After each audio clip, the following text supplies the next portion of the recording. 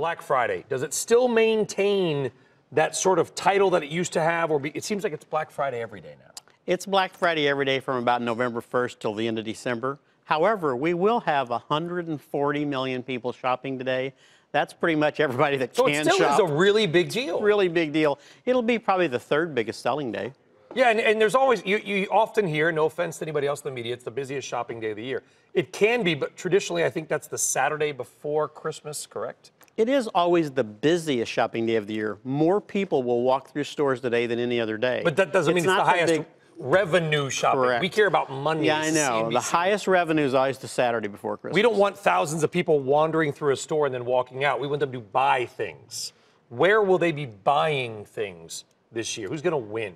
Well, that's pretty straightforward, right? Everybody is selling toys now, so Toys R Us won't win because they're not there anymore. But if you looked at Walmart, they're going to be a big winner. We just saw Target report up, what, 49% store per store in toys? No, 49% in online. Okay. And 40% in toys, I think. So they're going to be a winner as well. But, you know, Macy is the gift-giving place, and they're doing Why do you really say that? good. You keep saying that. Why? It is the #1 place to buy gifts. Says straightforward. Who? You? Says me, yes. Okay. Says all the statistics. They're the place people go to buy gifts. They always have been, and they still are.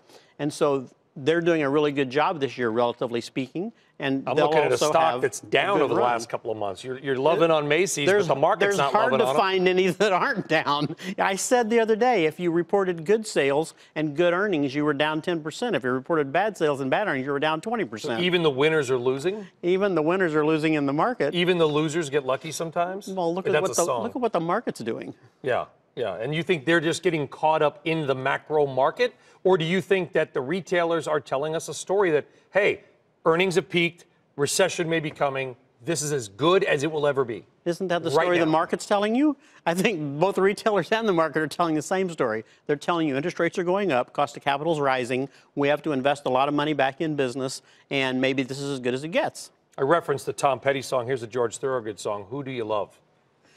Stacey Widlitz was loving on Ulta Beauty earlier in the show. Oh, I love Ulta Beauty. You do? Oh, yes. I think they're doing a great job.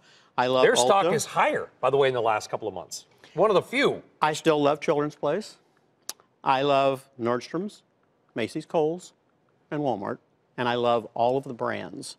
That's Ralph and Michael Kors, Tapestry, right on VF, PVH. Okay, right let me down talk the about line. Children's Place because, you know, you have a kid. I have a 4-year-old, and we shop a lot at Children's Place online. The prices, and it's not an advertisement for Children's Place, are so low. When I look at it, I go, how can they make any money? Well, you know, Carter's is the Honestly, price leader. It's a $4 pair of pants or something. It's like, how are you making any profit on this? They make plenty of money. The fast fashion guys have also managed to make money selling $5 items. They've just done a really, really good job at the supply chain, and they are, like I say, the second biggest player after Carter's. Jane Elfers has just done a great job with them. Why is the stock, don't say the markets, the stock's been volatile. Children's Place, you just think they're just kind of ignored by Wall Street? Maybe they're not given the credit they deserve? Well, they've had an awfully good run for a very long time, and people always worry about things maybe not being as strong going forward. It's the same thing you're seeing with all the rest of the retailers. I'm also a fan of Foot Locker, and, you know, they turned in a good number the other day. So if you're trapped in the mall and you're still doing well, you got to like them. Yeah. Is the mall going to make any kind of a comeback this year? No. The mall traffic is still very, very tough. The great malls are still doing really well, but malls in general, the 1,200 enclosed malls, it's a struggle. And it's going to be a struggle for a long time. Yeah, but retail changes. I mean, the mall used to be everything. Nobody wanted standalone. Now standalone is everything. Nobody wants the mall. It's like fashion. Sure. Will malls come back in fashion at some point? Your kid will not want to shop the same way you shop. We go through those cycles all the time in retailing. You have to stay relevant. You have to stay cool. You have to reinvent yourself.